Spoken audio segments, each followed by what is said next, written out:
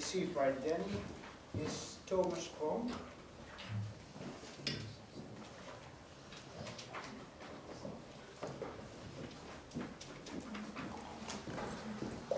Come in. Hi. Hi. I'm Thomas. Denny. Take a seat. Okay, so you have a methodological problem, or do I need to wait for it? Do I need to plug anything in? This one, for example? Yeah. And somehow you've managed to find me Yes. as someone who could say something about that. So could you just tell me in what context you have this problem and what it is? So what are you doing? What sort of research and for who? And Well, I'm trying to develop a questionnaire for to measure the attitude towards environmentalism. Oh, I'm trying to examine environmentalism, and I'm trying to assess the reasons that people have to be environmental. okay, and you're doing this as part of. Oh, this is as my master's project. Okay, and you've done a study already, or you're planning? This you is my first. Oh, wait, I've already gathered the data, yes. Okay, and so how much time would you have to finish this research? Well, I have about a month. Okay.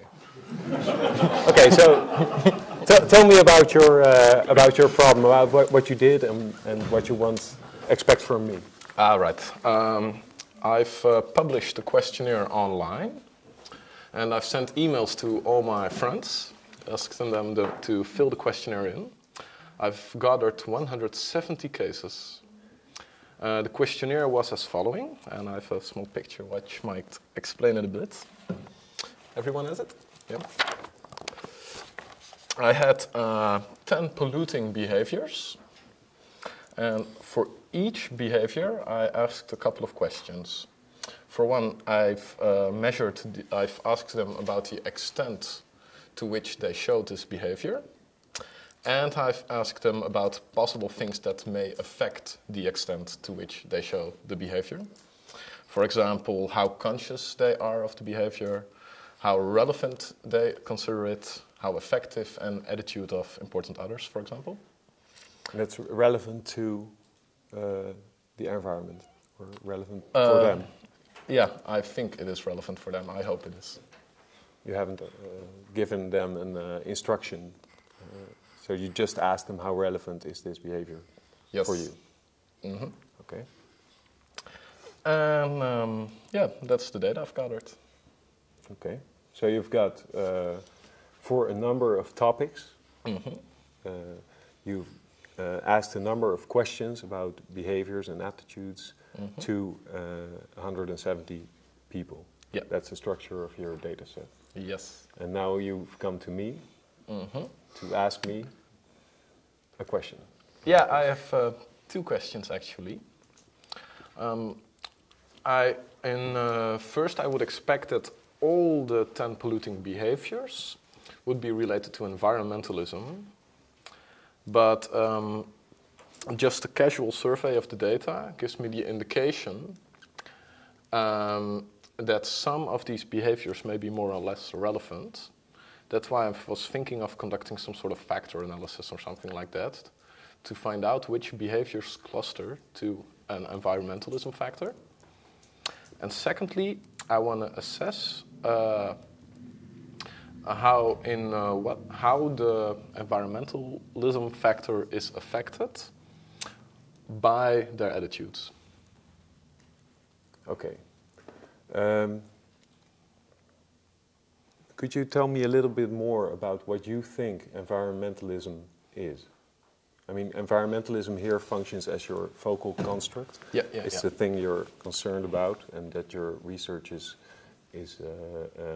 intended to know something about. And what do you think that this is? Well, in this case, I have conceptualized it as abstaining from polluting behaviors. All the 10 behaviors are polluting behaviors. Okay.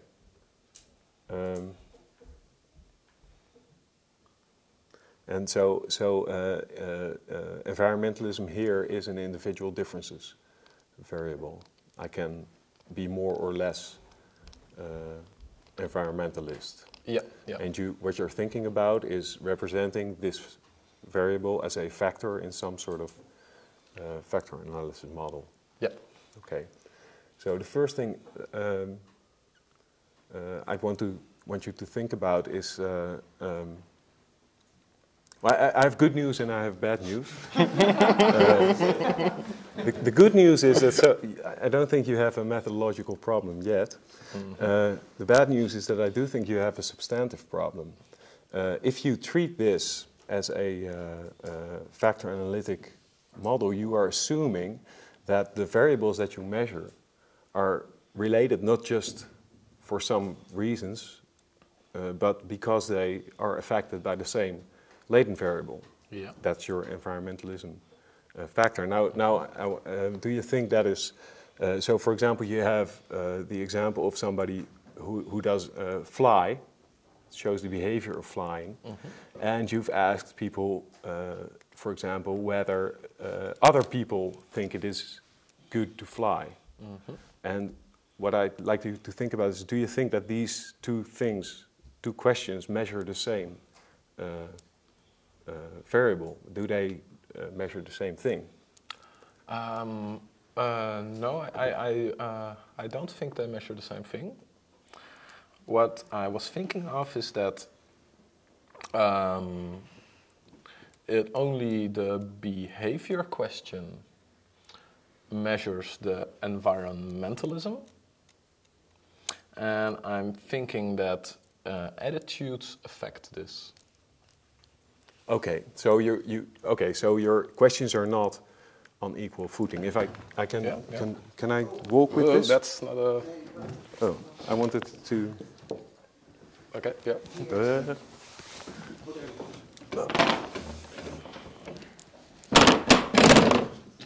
So your behavior questions, like do you fly, or how often do you fly? How often do you throw litter in a? Yeah, how often do you fly? Some things like that. You assume those to be indicators of some environmentalism construct. Yeah. Okay, so the question, what's your attitude about flying? That's a different thing. That's not a measure of environmentalism or the degree to which someone is an environmentalist. Right. That's an important nuance to make. For example, the attitude towards flying. For example, the questions I had were, how conscious are you of the environmental damage of flying? And how relevant is flying to, in this case, how would you say that?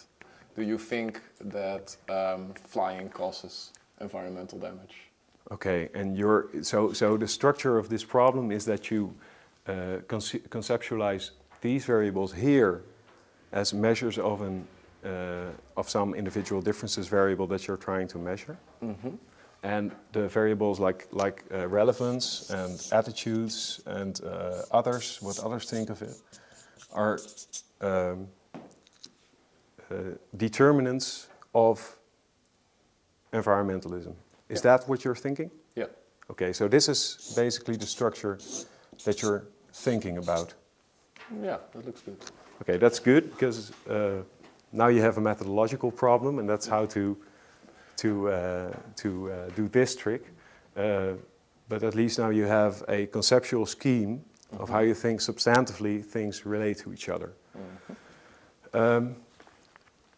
What have you been doing yourself about, how did you think about going about and testing this or analyzing this? Have you done anything yet? No. I was, especially since I only have a month left, was hoping that there would be some prefab option in SPSS that would work this out for me. But looking at this diagram, I'm starting to doubt that. Well, there are prefab options for this, but they would require some sort of factor analysis specific program like Lisrael or something like that. But judging from how you look at me now, I think you think that I'm talking some strange language, so you don't know. I heard about Literal that the course was very hard. Oh yeah. Well, it's probably the best way to analyze this is through a factor analysis model. This is called, this has a name, it's called a mimic model, and you can fit it, but if you don't have any time for that, then you might consider just doing classical analyses on the measurement part of the model, so this part, and just look here at the homogeneity of these items, so look at things like internal consistency. Have you checked that? Like Chromebox alpha and principal components analysis, do you know how to do that? No, I was hoping you could give me a demonstration. Well, I think you're studying at the University of Amsterdam, right? Yeah. Yeah, so you've had this in your second year, and I know which book it is, so I'll let you. I think you can do that.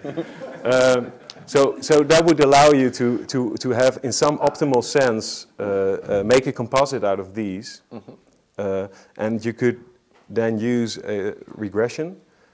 For example, so this then becomes an observed score or principal component score or some sum score. And you could use a regression model to analyze this part. That is not an optimal way of analyzing the data, I think, but it's a possibility that would be acceptable for now. So do you understand what I'm suggesting to you? Yes, I do. So you check just whether by conventional psychometric techniques like Chromebox alpha and principal components, whether this looks anything like a homogeneous set of items. You then add them or extract the first principal component, and you use that as a dependent variable in an ordinary regression analysis where these are independent variables. And this is the dependent variable. So then I'm gonna add all 4 determinants and all 10 topics as predictors. Oh yeah, that's possibly a problem. Well, that might be something you could start out with if you're just concerned with the general importance of relevance without the topic you're talking about. The alternative would be not to create a environmentalism composite, but to look at it for each variable separately, and then treat that as a regression problem. Yeah, that's a nice alternative. Possibly it's a good idea to do both, and see if you see important differences. Yeah, I think that would be a good start. So can you proceed with this? Yeah, I think I'm gonna read some chapters again, just to get my knowledge up to date again. But yeah, I think I got the basic idea. I think I'll manage. So if you've done these analyses, I'd like like you to email me to take a look at the results and see. I could just look at it and see if I see anything peculiar or strange, or let me know whether anything works out or doesn't work out. Cool. Okay. I'll write your email address down then. Thank you. Okay. Well, have a good day. Thanks.